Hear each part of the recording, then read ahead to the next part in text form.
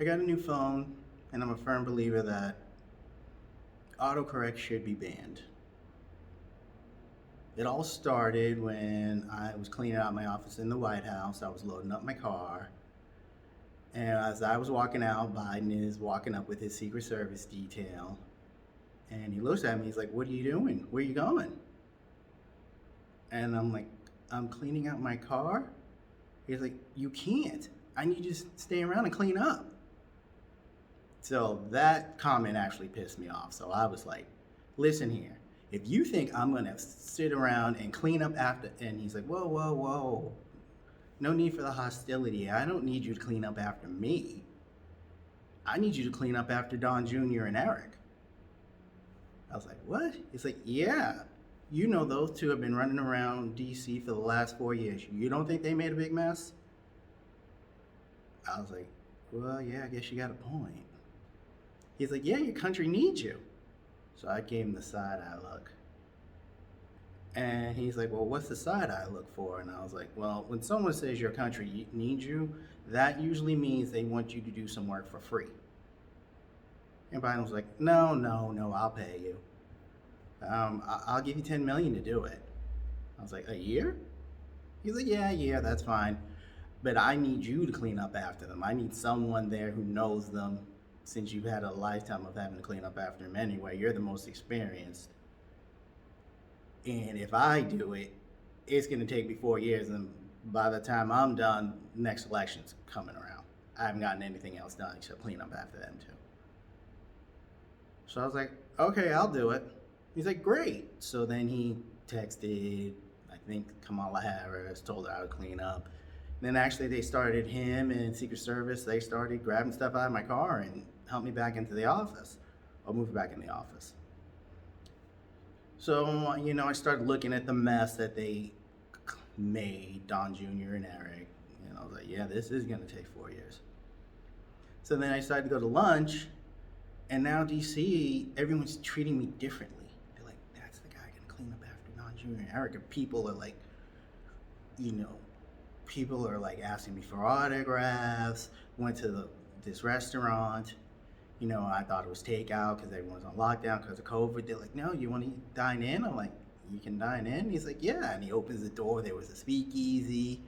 I was like, oh, wow, I didn't know this was here. He's like, yeah, anytime. So a couple days later, I decided to take him up on it, and I went in and dined in for lunch. Signed a few autographs. And then this lady comes up to me and asks me to bless her baby. And I looked at it and I'm like, I don't think so. And then my phone rings. And it's freaking Biden. And he's like, you need to bless the baby. I'm like, how the hell are you? Oh, NSA. So I hang up the phone. I'm still not going to bless the baby. And then phone rings again. It's Trump. Hang up. He's like, you need to bless the baby. I'm like, are you and Biden on the same feed? He's like, no. Why would you say that? I'm like, never mind. Am I going to keep getting calls until I bless this baby? He's pretty much. I was like, okay, so I blessed the baby. They brought some water. I had to dip my finger in it and then put a cross in the water on the baby's forehead. And then she's all screaming and jumping around, celebrating, and they walked out. So then it got worse. Everyone thinking I'm blessing babies. Every time I go to lunch to this place, I got to bless 5 or 6 babies. So one time I was on my way out, I was trying to leave real quickly, and they brought the baby up, and so I did the thing real quickly, not really paying attention. And instead of a cross, I mistakenly made the letter Q. So then everyone thought I was Q. And I'm like, I didn't know really until then Trump calls me. He's like, you're Q? I'm like, where the hell did you get that from? He's like, it's all over social media, that baby you blessed. You put the Q on her. Everyone thinks you're Q now. I'm like, I'm not Q. And then I look at my social media. Yeah, I'm getting all these messages. People swearing their oath to Q and all this nonsense. I was like, oh no. So then it's January 6th, and there's supposed to be, the big rally. Everyone's there. Of course, I wasn't because I had to meet with some people. And Trump gives a speech, and then he calls. He's like, "Well, everyone wants to see you. Everyone thinks you're cute." I'm like, "I'm not there."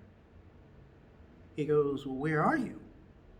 I go, "I'm at the cartel building." He's like, "The cartel building? What are you doing there?" I'm like, "Well, I have to pay them. Remember when I got that information out of Bill Maher with the help of Betty White? Well, since I used one of their enforcers, they want some money, so we're settling. We're trying to settle up on a number." He's like, "Okay, we'll come back. We'll come down when you're done." I'm like, "All right." So then Trump tweets out, Q is at, well, actually, Trump was supposed to tweet out, Q is at the cartel building, so people would know to wait. But autocorrect took cartel and made it Capitol building. And so everyone went to the Capitol building. And of course, I'm not there. So then people got all pissed off that I was being held in the chamber where they were doing the electoral votes. And that's when the riots started. And that's what they were breaking in. And that's why they had the zip ties and all this other thing, because they were trying to free me, who's Q, and I'm not Q. And all because the damn phone turned cartel into capital. So I think, and I'm gonna, in the first section of Congress, and I'm gonna get this through, autocorrect should be banned.